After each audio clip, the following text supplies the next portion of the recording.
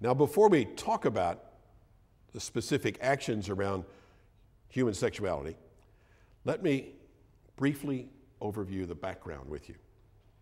The Episcopal Church began conversations about human sexuality at the level of General Convention in the year, anybody want to take a shot? 1964. 1964. And every convention from 1964 to this one has been dealing, in one way or another, with questions of human sexuality.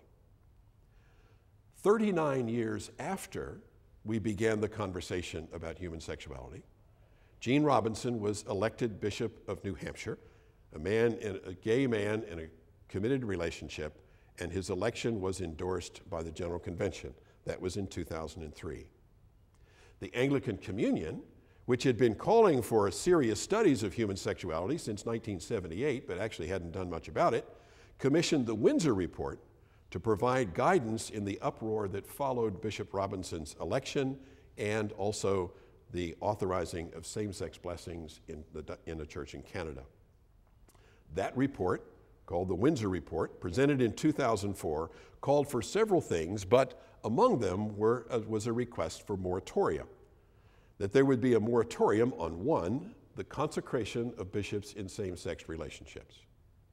2, the development and authorization of liturgies for the blessing of same-sex relationships. And 3, uninvited incursions across diocesan boundaries or provincial boundaries.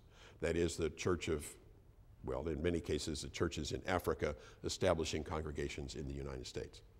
Now, in response to the Windsor Report, the General Convention of 2006 passed, among many other things, a resolution that is called B033, such romantic titles. I'm sure they're going to be in hymns someday.